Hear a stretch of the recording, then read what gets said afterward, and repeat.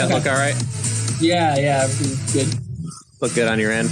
Yeah. All right, I'll go ahead and get started here in just a minute. So thanks you guys for joining us. Get a few more coming in here. All right, I'll go ahead and get started. So got some people still floating in here. So appreciate you all taking the time to join us. This is going to be a real quick 5 tips for specified and make-up air units. And I really do appreciate all the support. We've been doing a lot of online stuff the last few months. And we know that you all are inundated with online opportunities, just like we are. And when you choose to spend time with us, we really seriously do appreciate it. So I am recording this. We're going to send out a link to the recording. It's going to be posted on our YouTube channel. And also audio version of this is going to be on our new podcast, the Engineers HVAC podcast, it's called. And I'll announce that at the end of this presentation. And we're super excited about that, to have another avenue to give back to the community. So this is real fast, 20-minute shot.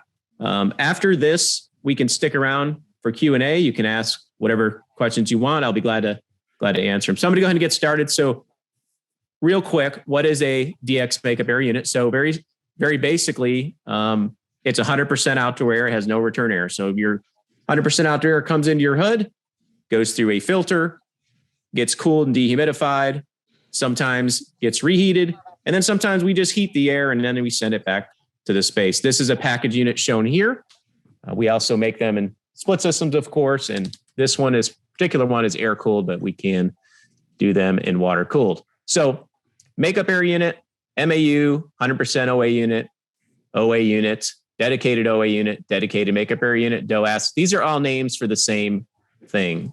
We like to make it pretty confusing as engineers. And when any of those terms I refer to in this presentation, we're really talking about the same thing. And that's a picture of a larger 105-ton AON unit with a little service rail there. So company's main mission, I work for Insight Partners, and our company's main mission is to be an HVAC and solutions provider with a nationwide network of experts, and those experts include our sister companies, Hobbs, Texas Air Systems, and also our vendor partners across the country. So we have an amazing pool of resources to pull from, and we've seen just about everything in the industry, and we're grateful to have that. So I'm going to share my experience so I've been in the industry for about 25 years, and I've sold a couple different manufacturers of makeup air units. The last 15 years, I've sold primarily AON products. And so I have a lot of experience with AON, but a lot of what I'm sharing here today really could be applied to any legitimate 100% outdoor air unit makeup air manufacturer. And a lot of what I learned is by making mistakes. You know, if you've been in this industry, the longer you've been in, the greater the opportunity you have to make a mistake or two. And out of these mistakes, I've got some lessons that I'll share with you guys. So hopefully you don't repeat them. Anyway, so a quick summary of the 5. If I had just 5 things, I would tell an engineer to pay attention to and specify makeup air units, it would be these. Make sure you can modulate the cooling. Number 2 would be hot gas reheat. Make sure you can reheat the air. Number 3, condenser fan control. We'll talk about some options there. Number 4, modulating the heat. And number 5, optimizing the cabinet size. So hopefully you'll walk away with a better understanding of that. And by the way, I'm going to give you a link to a PDF that's going to have a lot of this stuff on there as well that you could print out and keep with you as a guide when you're specifying makeup air units. So if you're not familiar with makeup air units, this is a video that actually, oh, by the way, my co-host today is David Winnis in Greenville. Thank you, David, for your help today. And David and I actually filmed this video you're looking at here. And I thought I would just walk through, a typical construction of an AON unit, which is, pretty similar. Some manufacturers are similar to us, but a lot of us have many of the same features that I'll go through here. So this is the control cabinet. That's the wiring diagram. What we were just looking at a second ago is the area where the controls, the electrical, and the gas burner are located. I'm going to kind of fast forward some of this stuff. So you're looking at the control section there on the left, high voltage electrical on the right, and the gas burner on the bottom. And if you walk around to the side of the unit, you'll see the gas inlet pipe there. This is the compressor section where this particular unit is what we call a B cabinet. It's an RN11. It's got 2 compressors, 2 independent circuits. Behind that panel there is where the fan would be. This compressor here on the left is what's called a digital or variable capacity compressor. We'll talk about that in a second. And located next to it is an on-off compressor. There's a little shot of the reheat valve. Convenience outlet and a couple of VFDs, one for the supply. And this particular unit has an energy recovery wheel, so it has an exhaust fan in it. If you walk around here, you see the double wall construction, 2-inch foam panels. We'll talk about that in a second as well. There's the inlet to the direct drive plenum fan. This is the cooling coil section, which looks like it has a 6-row coil, and it's followed by a modulating hot gas reheat coil. You'll see some TXVs there. But just want to give you kind of a flavor for what the units look like as we go through and talk about this. And you can, in this section here, this unit has return air, which is right here on the bottom, because it has an energy recovery wheel. In a typical 100% outdoor unit, obviously you wouldn't have any return. The primary filter section here, and the returns coming in the bottom. You can see the dampers here are open, and when we go around here, you're going to see the energy recovery wheel through the blades of the damper, which is spinning right there. And there's a plate. It's a little hard to see here. You'll see in a second that separates the return air and the OA. As we move around here, there's the heat wheel section. This is a little motor that runs the energy recovery wheel, and it's spinning away. There's the divider there. And I'm going to fast forward a little bit here just to get through some of this.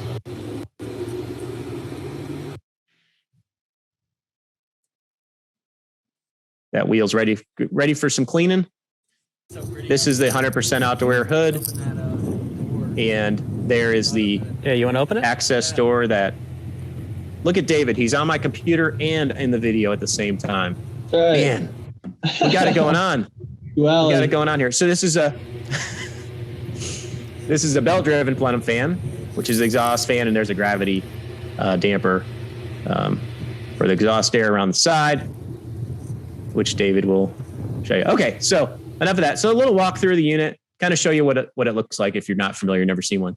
So method to modulate the cooling, that is my tip number 1.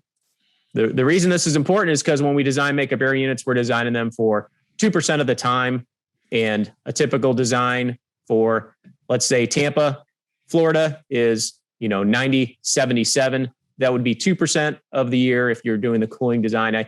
I lived in Tampa for many years, and we conventionally use 95, 78, which is just about the same dew point as 90, 77. So I'm going to, in my next example, show you. So we design or size the systems for this state that doesn't occur very often. And this would be a typical design day right here. So you have 95, 78 entering your cooling coil, 52 leaving, a few degrees of fan heat. We blow 55 degrees into the space. Sun's blazing. It's the middle of August. Everybody's happy. Okay. What happens when we have a part load day? The clouds move in. It's rainy. We have 80, 72, and we're cooling it down to 55 degrees, 52 degrees, a few degrees of fan heat. And if it's an off-peak day, 55 degrees is probably way too cold. So you're gonna freeze a bunch of people out and make everybody unhappy. The option is to turn the unit off, but if you turn a compressor off in a makeup air unit, it doesn't dehumidify very well, as you could possibly imagine. So what we do is we have to have a way to modulate that compressor back to meet the lower load. So we could do that with a variable capacity compressor or a VFD compressor. Both kind of do the same thing. And you could see a lot of videos we've done on YouTube. Our YouTube channel, we'll share that link here in a minute. 2 different ways to modulate the cooling capacity. Word of warning, hot gas bypass does not modulate your cooling capacity. It's a freeze protection device. Just because you have hot gas bypass on your system, don't be fooled into thinking it's going to modulate on a part load day. It will not. And David just posted a link to the YouTube channel. If you're listening to this on one of our podcasts, you can see our YouTube channel in the description of the podcast show. So this is a snapshot of what we just looked at in the video. On the left, you have a variable capacity compressor, and on the right, you have an on-off. This is a very common arrangement. A lot of times we'll have just one varying, one on-off, and they kind of flip-flop in the sequence. So we do get full modulating. If it's a very precise application like a surgery suite, you're probably going to want to have dual modulating compressors. And that's one of those it depends scenarios. So work with your rep and come up with the right solution. So that was tip number one. Tip number two, make sure you can reheat. And this kind of falls in line with that part load example we were looking at before.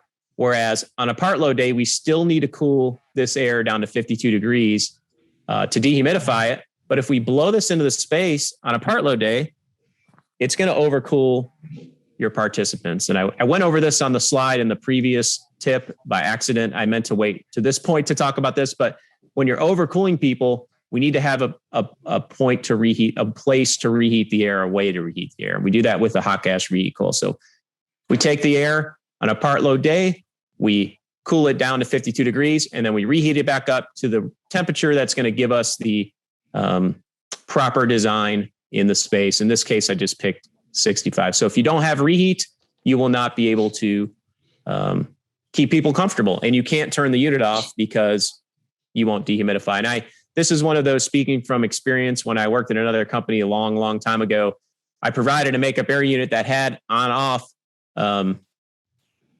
hot gas reheat, and we either had 52 degree air in the space or we had 80 degree air in the space. And it's hard to control temperature that way. So make sure you have modulating hot gas reheat. That's extremely important when you're specifying makeup air units. If you just specify hot gas reheat, then you may get on-off, you may get modulating, you don't know. So I would specify modulating. It's pretty common today.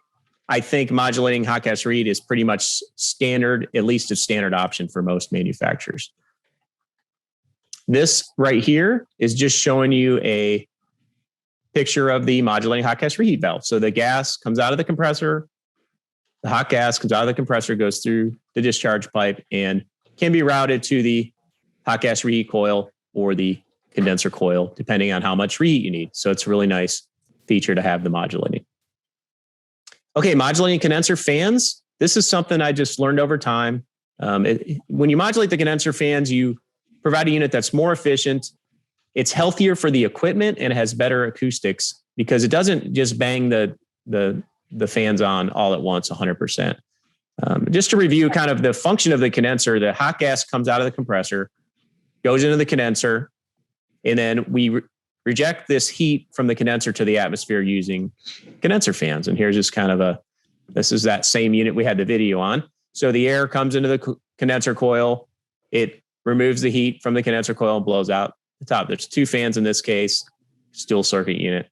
And what we do is we control the head pressure. Okay. So the head pressure, let's say, is controlling to 420 PSI for this example. So we're going to look at that.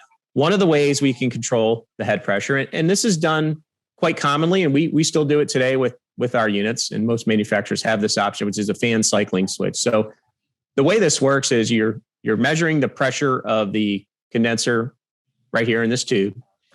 And at a certain pressure set point, let's say 420, that's settable, the condenser fans come on, and then they will go off at a set point minus X. So we can set that X here to be whatever we want. Let's say we set it for 100 PSI. So it comes on at 420, goes off at 320. Then the pressure builds up, the fans come back on and go off. So, when you're turning equipment on 100% and off 100%, on 100% off, it's not very healthy for the equipment, and it's not very efficient, and it's not very acoustically pleasing either. If that unit is near a sound sensitive area, like an office building on the ground or a classroom on the ground, then you may run into some issues there. So I like to have variable speed condenser fan motors. When I'm working with an engineer, I recommend this. It's a pretty inexpensive option. ECM fan motors. ECM, by the way, is electrically commutated motor, and this is a picture of one. Basically, what this does is it accepts a 0 to 10 volt signal. So we would monitor the pressure here with this module, and then we would send the appropriate signal to this condenser fan to maintain that pressure. And just so you get an idea what the cost is for something like this in the dual fan unit we just looked at, it would be about $950. So I don't know what the payback on that would be. I'm assuming a couple years to get some sort of a payback on that. So the other way to modulate the condenser fans is to provide a VFD motor with VFDs. Now, if you have a 460 volt unit, I don't think ECM motors are available because we don't offer that.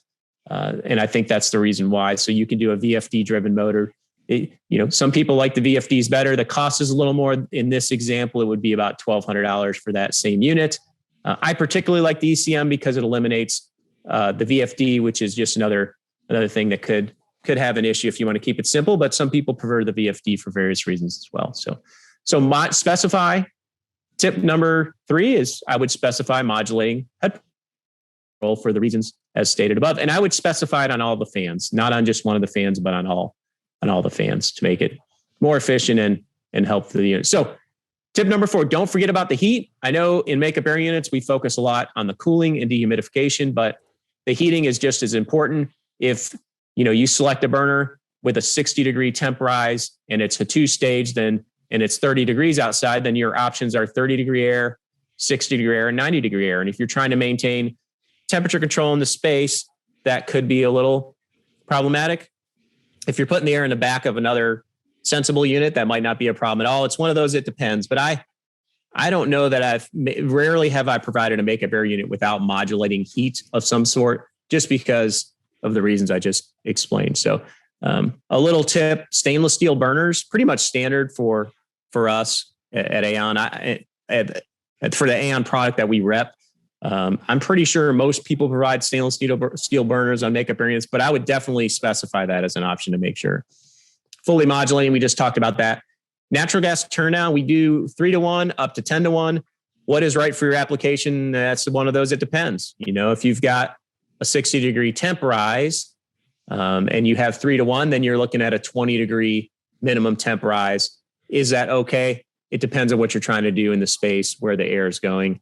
If you have any type of critical application or anything you're concerned with, do a 10-to-1, and that should be enough for any application. If you have LP gas, be aware that most LP gas burners are staged only. So we do those rarely, but not very often. SCR heat. SCR heat is a no-brainer as far as controls. You can control from 0 to 100% easily with the signal. So, if you're doing electric heat, make sure it has SCR controls so you can modulate. This is another one of those I learned the hard way. The first makeup air unit I ever sold was installed in a locker room in Oklahoma, and it gets cold in Oklahoma. It gets a lot colder than it does in Florida, where I was at the time.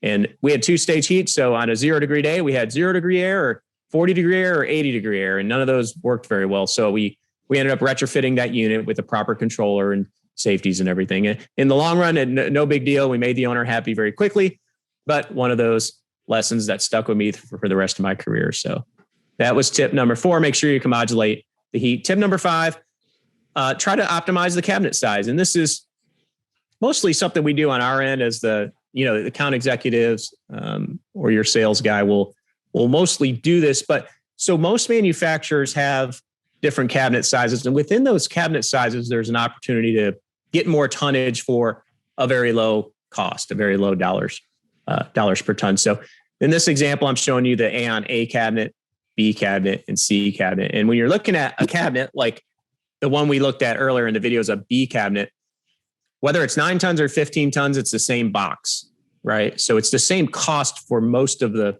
product in that cabinet size. So to add, like, for example, to go from a 13 to a 15 ton in a B cabinet is only a cost add of $500. So it's $250 per ton, which is very reasonable. And in my opinion, a good, insurance for any job site conditions that might change from design. You want a little more airflow for balancing, whatever the situation would be. So optimize the cabinet. So a tip here. So that was the 5 tips that I have for you. I have 2 other things I was going to mention real quick. Double wall foam panels are kind of they're standard for AAON equipment. On the package rooftop units, they're 2-inch foam R13. And David and I actually filmed this video. It's kind of a little fun video we did that shows the power of the 2-inch double wall foam. in addition to the efficiency of it, it's also very rigid. So I'll go ahead and play this.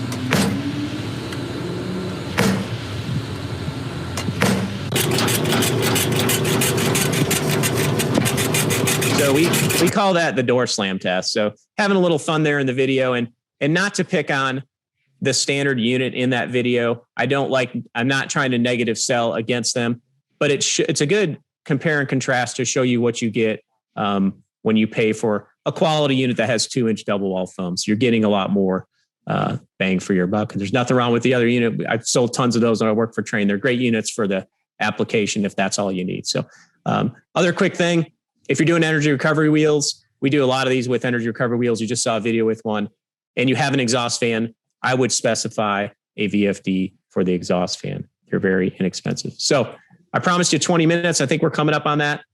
Putting it all together, modulating heat, direct drive plenum fans with VFD, digital or VFD compressor, modulating hot gas reheat. I didn't talk about controls. It's a whole other discussion. Make sure you have the proper controls, 2-inch R13 foam panels and variable speed condenser fans. And you can download this PDF right here. And David, would you mind posting the link to this in the chat? This is a very short, I think it's 3 or 4 pages. This is a great document to print out and kind of have with you. Thank you, Steve. To have with you when you go to specify your unit, and you can make some notes on here. This is like what I did when I was in the sales division at Insight Partners. But it's a great document to have. David's going to go ahead and send that to you guys. Is it showing up in the chat? You see it? Yep. RNRQ brochure. Thank you, David, for doing that. We also have a link to our YouTube channel. So you can rewatch this on our YouTube channel, which is in chat. Also, it's kind of the first public announcement I made of it, but we have started a podcast. We actually just launched it yesterday. So you're getting the first shot to get the first video on there. There's one audio recording on there now, which was our DX Mythbusters event, and you could sign up. You can click on, let me get this arrow to disappear. I think you can see it. You can click on the left if you're an Apple person, and if you're anybody else, you can click on the right, and that's for Spotify. The Engineers HVAC podcast is specifically, designed for engineers in the air conditioning business, which is who we're talking to today. So you can go check that out. We're pretty excited about that. I'm not sure there's a whole lot out there for the engineering community and the HVAC business. You could also check out our YouTube channel. A recording of this will be on our podcast, and this video will be up on our YouTube channel. I think I've gone a little bit over our 20 minutes. So anyway, thank you all. I'll stick around. I'll be glad to answer any questions. I wanted to keep this real short. I hope you got something out of that.